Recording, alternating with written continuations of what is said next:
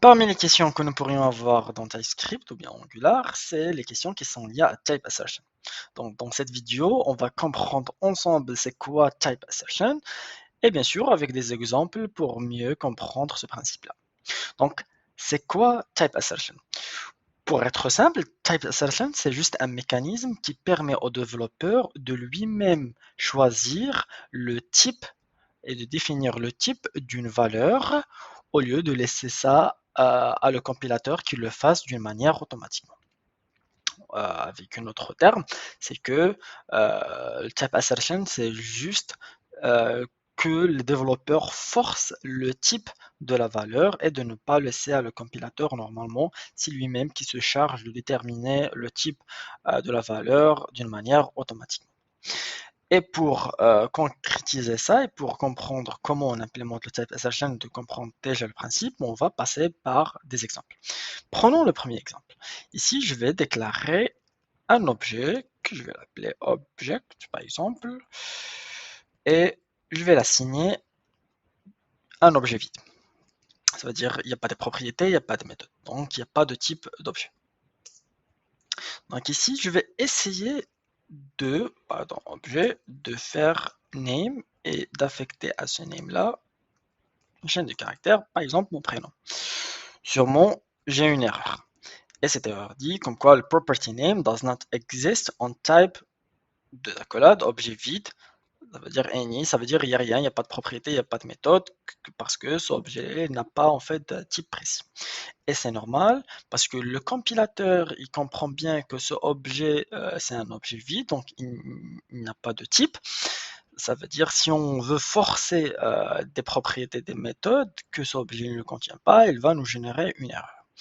Donc dans ce cas-là, je vais utiliser le type assertion pour régler ce problème. Donc comment je vais faire? C'est que je vais déclarer pardon, une interface, je vais l'appeler par exemple employé, et je vais ouvrir la collage, je vais dire par exemple name string, par exemple, et âge, bon, pas grave, on peut le rajouter, number. Donc là, bien sûr, on a toujours l'erreur parce qu'on n'a rien fait. Mais là, qu'est-ce que je vais faire? C'est que je vais forcer et préciser à le compilateur le type de l'objet et de dire à le compilateur de prendre en charge ce type et de ne pas en fait prendre le type que normalement que tu le fasses ou bien que tu le déduis automatiquement. Donc comment je vais faire? C'est que je vais ouvrir entre crochets, je vais dire ce, cette valeur-là, elle a le type employé.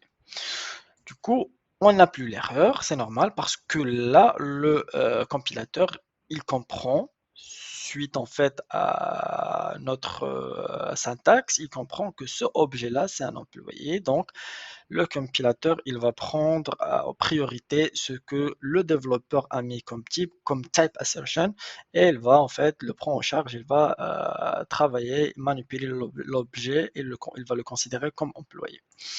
Donc voilà, donc c'est la première façon avec laquelle on peut implémenter le type assertion.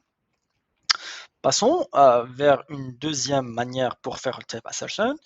Et pour implémenter cette partie-là, on va résoudre un problème. C'est qu'on a une méthode qui s'appelle getItem qui prend en param un number ou un undefined. Ça veut dire que notre param, il peut être un number ou bien il peut être undefined. Et là, on retourne ce param-là avec la méthode toString qui le convertit vers une chaîne de caractères. C'est normal qu'on a une erreur. L'erreur dit item is possibly undefined. Ça veut dire que l'élément, il se peut qu'il soit undefined parce que là, on a les deux types. Et s'il est undefined, donc on ne peut pas profiter de exploiter la méthode toString parce qu'il n'existe pas dans le type undefined. Donc, pour résoudre aussi ce problème, on peut utiliser le type assertion. Ça veut dire qu'on peut forcer un type à notre valeur ou bien à notre param. Donc, qu'est-ce qu'on va faire? C'est que, mais cette fois-ci, c'est avec un autre syntaxe. On va dire as number. Yep, on n'a plus l'erreur. qu'est-ce qu'on a fait ici? C'est qu'on a utilisé le syntaxe as. As, en fait, c'est presque le même syntaxe que le premier. Il sert tous les deux pour le type assertion. Donc, on a dit à le compilateur, bon, tiens, pour l'élément item, je suis sûr que c'est un number.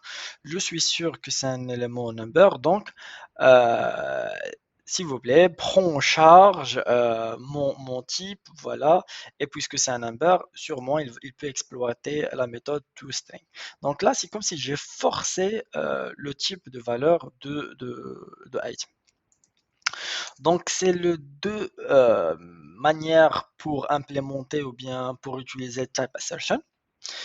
Mais il faut noter qu'il faut éviter le maximum le type assertion parce que il peut nous générer, il peut en fait nous mettre sur plusieurs situations critiques ou bien difficultés ou bien même peut nous générer des erreurs, soit l'erreur humaine, etc.